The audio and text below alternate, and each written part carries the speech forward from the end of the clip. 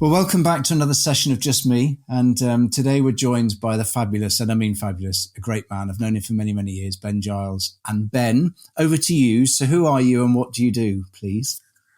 Well, it's lovely to be here with you, Sid. So I've been the Ultima Cleaning kind of head man, the MD of Ultima Cleaning for the last 25, 30 years.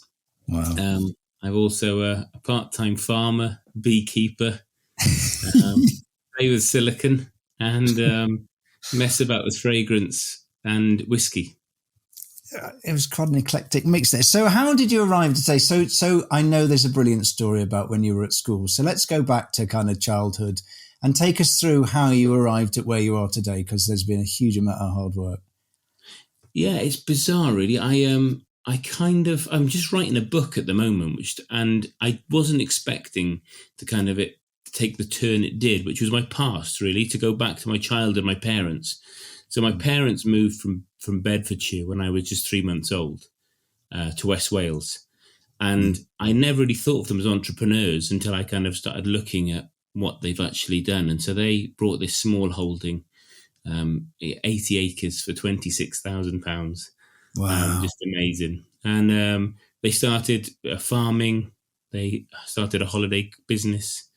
My dad learned how to build houses, went to night college to learn how to be an electrician. Wow. All these kind of things to support what they were doing. But it kind of made me fearless in the sense that I couldn't care less. If something went wrong, I didn't really mind. I'd just have a go at it. Mum and Dad had done it, so therefore it was kind of easy for them, or they weren't worried. And so where you see some parents who say to the children, "Oh, don't do that, that might not work out," or go for a nice stable job working for a big organisation. Mum and Dad never did that. So they just said, go and do whatever you want. And so I think that gave me the impetus. I always loved worked really hard, grafted as a kid. And after cleaning cottages with Mum and Dad on their place at 16, I started a window cleaning round. You're not allowed to drive a car at 16. So I hired my dad's tractor and trailer, and I drove around the local community in that with ladders in the trailer, cleaning windows until I was 17, passed my driving test on my birthday, and then bought myself a van and started window cleaning. Really, that's how it all started. So, but why, but what did, because I know there's a story about, I think a recruitment officer or a careers officer at school. What was the advice they gave you? Yeah, it's bizarre. I do wonder what on earth careers teachers are doing in schools, because if they're so brilliant at careers, why are they often in a room with no windows in some horrendous school trying to advise kids what to do? I applaud the concept, but I struggle with the individuals, because my careers teacher advised me to go to college and advised me to try and go to university. And I was, although I'm not academic, I was bright enough to know what I wanted to do. And I realised very early on that it was all about where I wanted to live. So if I wanted to live in West Wales, which I do, I needed to build a career that would let me live there and have a really good life, rather than try and go where someone else needed me. Wow. So that was what I'm hilariously, about 20 years later, my careers teacher ended up working for me as a supervisor in a contract we had. So that was quite a turn of events, but that's a different story, really. Wow. And then so you're cleaning windows, and then, there was a conversation, wasn't it, with a friend of yours or somebody about kind of cleaning for the police. Was that right? Sort of, yeah. So we built up this window cleaning round. So basically at 18, I was working 2 days a week, surfing a couple of days a week. And I bought my first house at 18 years old. It was 13 grand. And so it was kind of, everything was tickety-boo and it was all going well. And one of our customers for window cleaning was the lady who started the charity Age Concern. Right. So she lived just past Aberystwyth in a little town called Borth, looking over the sea. And she approached us and said, would we be interested in cleaning a property where a gentleman was still living? It was a warden-assisted property, but he had zero hygiene level, and he'd been a farmer, so he was literally washing out his bathroom with a bucket of water, which meant that the rooms either side of his were both empty because of the smell, and the Wow. warden couldn't go into his room. So we just said, yeah, go and we'll clean it. So they took him out for the day, and we went in. It was pretty horrendous. The bath was filled with feces, and Wow. there was an infestation of fleas. And actually, one of the lads who worked with me threw up in his mask, which Wow. was a nightmare. So we had to put him in the van and clean up his sick as well. But that was a bit, but it was just blagging it. We didn't know what we were doing really. We just grafted and got it done. And then when we'd finished, it was like a day's work, and she asked us how much she owed us. And we just thought about the problems we'd solved. And that was kind of my ethos for going forward. If you solve problems, you start a business. And if you solve really awkward problems really fast or really well, then you can charge what you like. So we just said to her, it's £2,000, okay? And she was like, yeah, fine, no problem. And Wow. then we thought, well, if we can earn £2,000 doing this, why are we chasing 50p a window? So Wow. And is that what you're being paid, like 50p a window? Yeah, 50p a window for cleaning windows, yeah. Wow. And it was still good, don't get me wrong. 18, I was earning a few £100 a day. It was great, but when it rained or when things went wrong, it was difficult then and it rains a lot in Wales, and it's apart from this week, which is beautiful. Yeah. So how did you then? So how did you get from that into the crime scene cleaning? Because that's pretty amazing what you've done there.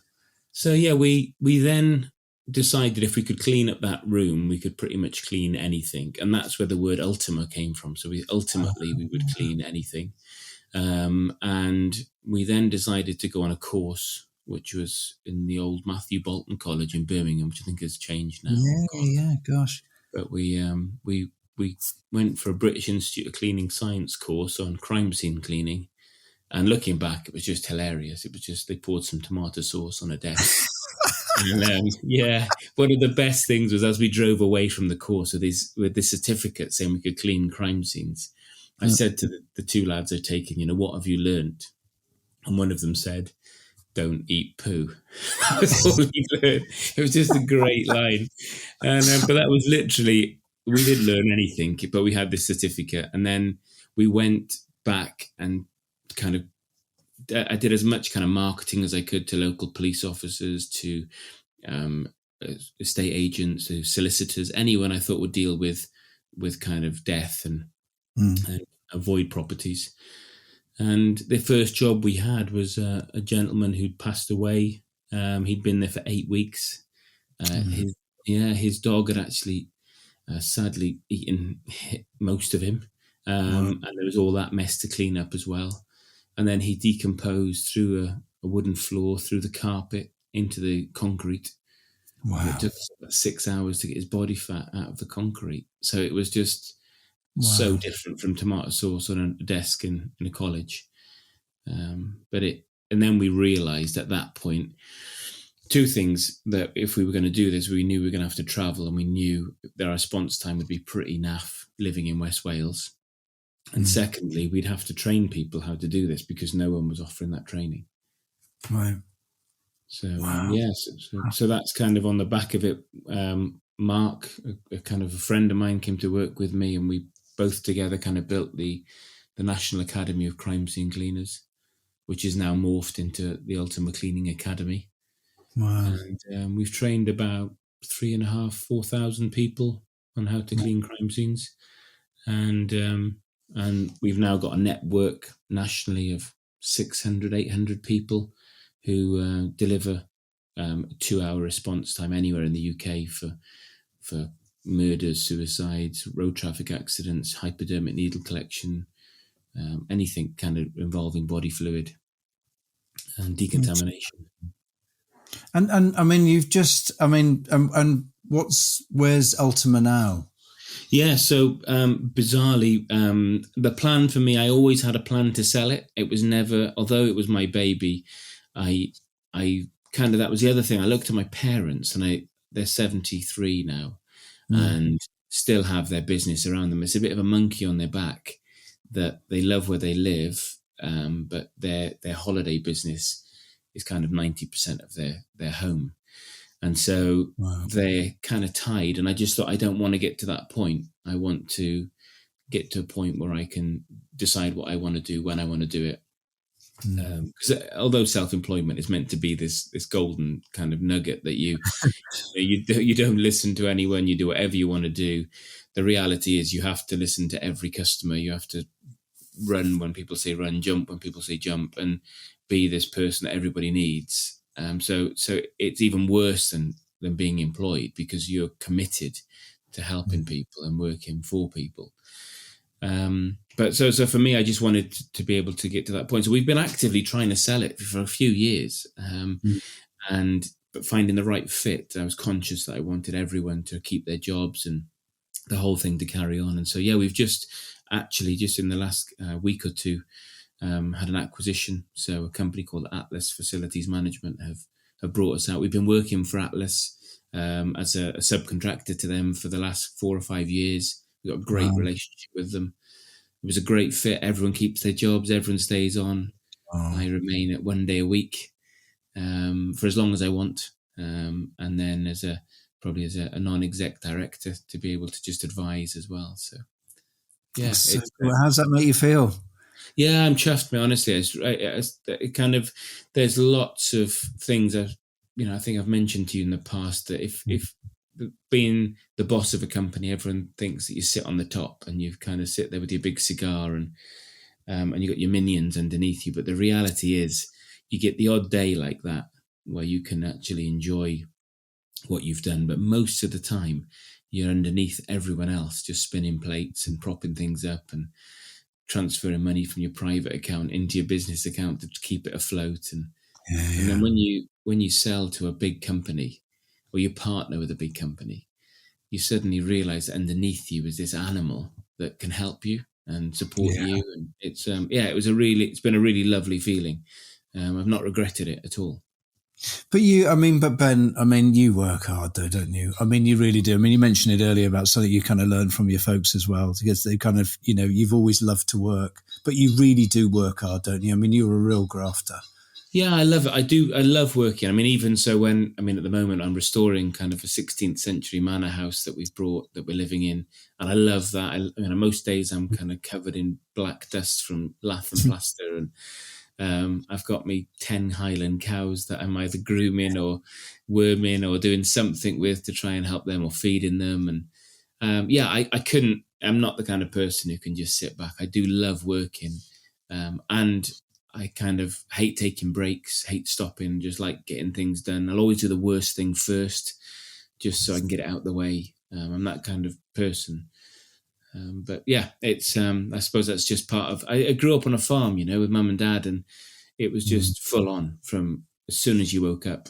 If anyone's ever looked after sheep, you know that it's just relentless. Being a shepherd, there's always something to do. You can never just sit down and stop. I remember talking to a farmer about sheep, and he said that they're pretty. Well, they give up so quickly, don't they? They haven't got a great will to live. Is that right? They are useless. Yeah, they are. They just pick a day to die very often. But they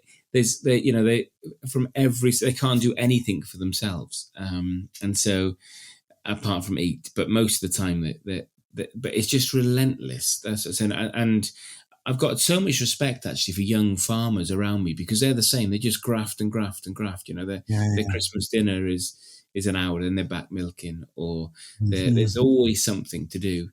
And I think also, like with my parents, you can't afford to pay for a welder, an electrician, and a vet, and all these kind of people to come in and do all this stuff, because otherwise you'd be bankrupt. So you have to learn all these skills as well. You have to be so kind of have so many hats on as a farmer. And I think that kind of rubbed off on me as well. So I learned how to do lots of things with my dad, and was never afraid to get my hands dirty.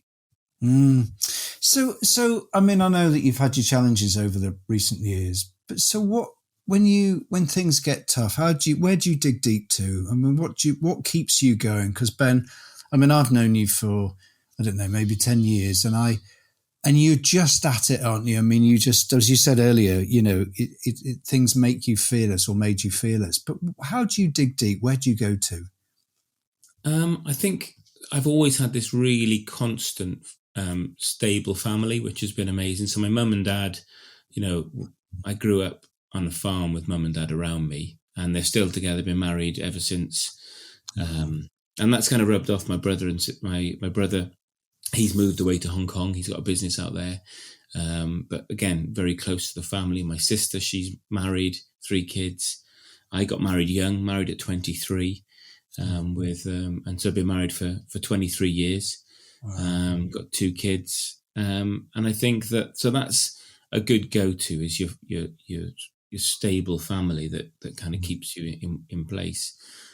I've also got some really good friends who have helped, when I've needed advice, and I think when you're very new in business and when your pockets are really shallow, you have to kind of pay cheap and try and get whatever you want. But the more money you earn, it enables you to get some real good professional advice as well, when you can bounce off professional people.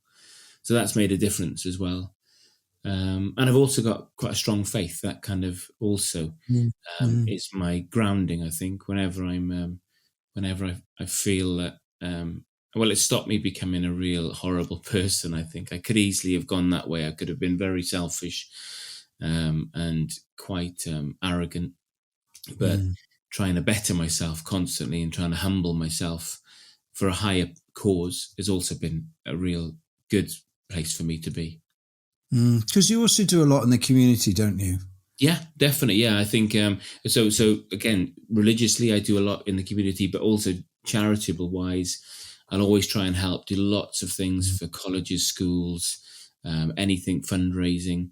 And I mean, I'm not sure if you kind of want me to talk about Ollie, but there was a big, huge comeback on that. So I didn't realize the community appreciated all those things we'd done for so long. Yeah. Because when Ollie, my son, got ill, the community were absolutely amazing, really amazing, and I realised all the kindness I'd shown to people over the years had just came back. It was so lovely. Oh, it's just so lovely. That's really nice. So, if you could go back to a younger Ben, what advice would you give yourself going back? I think I've had a few near misses. A few of those. One I remember, I came home to the National Botanical Gardens of Wales. I got the contract to clean the inside of the Great Glass House. Wow. And I was about 25, and it was 17,000 quid, and it was for 2 weeks' work. And I left the house every morning at 5, and I got back every night at 11. And I walked in on the last day with a check for 17 grand, and walked in and to a note from my wife who said, if this is what life is going to be like, I'm going home to my parents. And so she'd taken our son and gone. And I realized my work-life balance was horrendous. So I think luckily I changed and Lindsay came home and it was all okay. But I think I think I would focus more on not long-term for family, because you can easily think that everything you're doing is putting money or things in the bank for the family for long-term, and you miss out on all the short-term stuff. So that's one of the things I would definitely have redone, is just at that time not got myself not chased the dollar so hard. But then you don't know what that opened up either. So it's a catch-22 really, but that's one thing for me. Secondly, I think is I got to a point where I made some of the key people in my business directors, gave them shares in the company. And I wish I'd done that sooner, because suddenly they appreciated their job. They appreciated me. They appreciated that they were going to get something out of the big pie that we were all working at, instead of just me taking everything. So when it was such a lovely thing to be able to give them, their big check for their shares when we sold the business as well. Wow. So I wish I'd done that sooner. That's all. And to other people that had been around me at the time, rather than trying to retain everything and keep it all personally. That's really lovely. And what advice would you give others? if you could pass on a couple of things, maybe somebody starting in business or starting through education, or what do Yeah, you I think? think there's a huge. I think colleges and education, formal education, is a great funnel for people, but they all seem to drop out the same. And so Yeah, education drops people out in certain sectors. And so if you know exactly what you want to do, you've got no choice. You have to get that degree in chemistry or in a PhD to be a doctor or whatever. So you have no choice. But if you're at a point where you're questioning what to do, I think a really good question is, where do you want to live? Where do you want to end up? And if you want to end up living abroad, then learn the language of that country and be really good so you can compete for work in that country. But if you want to live in a rural community, try and find out what you can do for yourself in that area to make sure that you can stay there. I think so. brilliant. That for me, loads of my friends moved away, went to Cardiff University, and all got jobs. They did really well, but they now want to come back to this area with their children, and Wow. then it's a whole new kind of challenge to come back. So that's part of my advice. The other thing is, if you're going to look to start a business, just look for problems. And look for problems that you can solve, from the chewing gum stuck underneath a school desk, which is a pain in the neck, to stop that happening. How can you stop that? How can you solve that problem? That was kind of things like that. How can you be the best at doing something? Or how can you better something? And I think the better you are at solving a problem, the better your business will be. And that's kind of my ethos, really, is to try and solve problems for people. And once you've solved those problems, if you've done them well, people don't care what the cost is. They just want that problem solved. That's so cool. And what legacy would you like to leave behind? God, that's a good question. Yeah, it's really funny. My son just got married 2 weeks ago. And I saw the pictures. It was so lovely. Oh my Yeah, life, it you was. look brilliant, all of We were you. all a bit tweeded up, but it was lovely. Yeah, why not? But it was really funny because the registrar came and asked me what I would like written down as my job title for Oh, his dad, and I thought, I'd never even thought about it, and they said, oh, because in the future somebody may look back and see what you did, if they yeah. want to look at that, and I said, actually, put me down as a cleaner, Wow. and they said, are you sure? And I said, yeah. I said, because when they see that I was a cleaner with a manor house and I ride with my family, that'll be really cool. They'll have to look deeper. I said, don't put me down as anything. So that's kind of my legacy. I just want to think, actually, I've been successful, Yeah. but I just want to stay kind of humble and let anyone else make their own decision rather than me trying to convince them.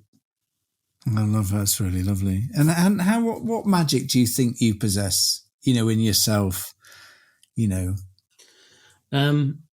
think that's another good question. I don't know whether it's magic. I think I'm very positive. I'm Yeah. always a glass is always half full person. I'm never pessimistic. So if I've got a cough, it's worst case scenario. It's an allergy to something weird. It's never the worst case scenario for me. If I'm ill, I'm always going to get better.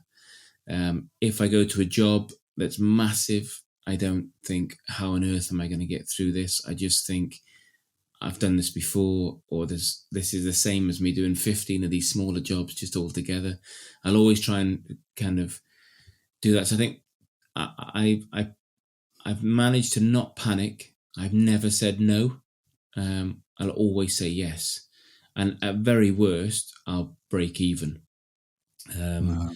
And I remember the conversation we had years ago. I think I'd said to him, one of my mottos, it wasn't mine. I pinched it from someone. I don't know who said it, but they said, experience is what you get when you didn't get what you wanted.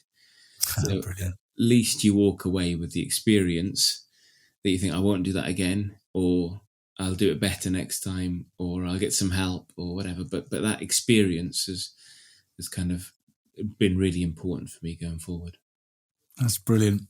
And we refer to things as kind of fizzy pop moments. You know, when you kind of feel all fizzy pop inside that you just want to kind of burst.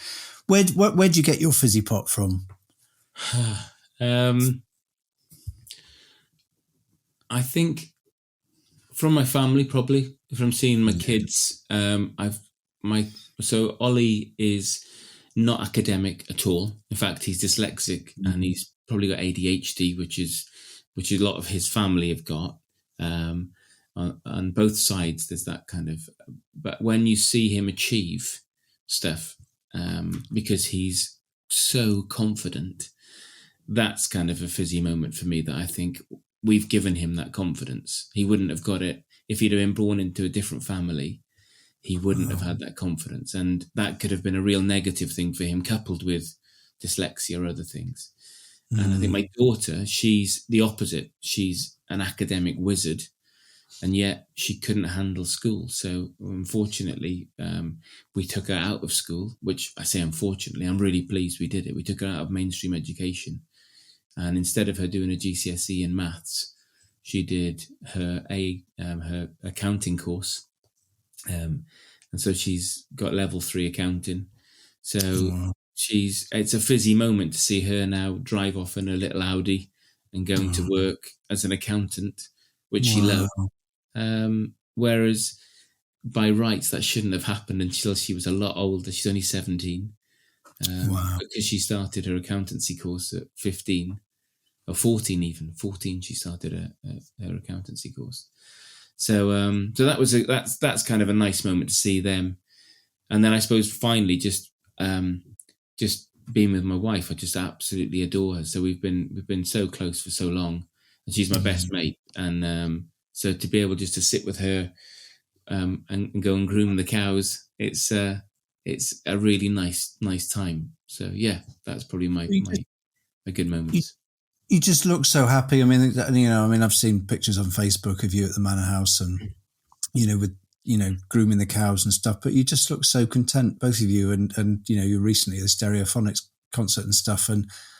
But you've earned all of that, Ben. You've worked bloody hard. I mean, you really have. I would say there are not many people I've met in my life who have worked harder than you.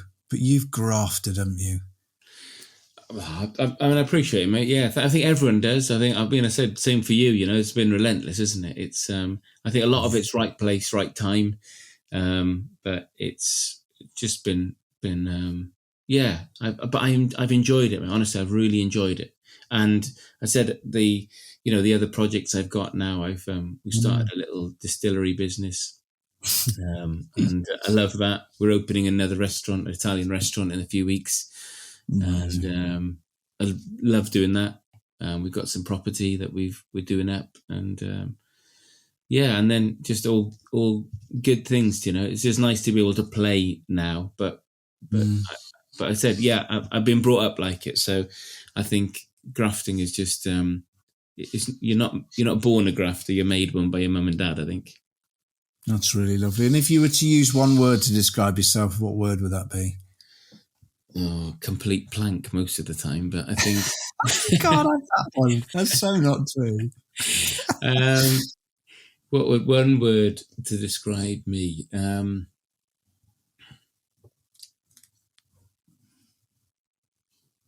would say positive. I suppose positive. I love being positive about everything.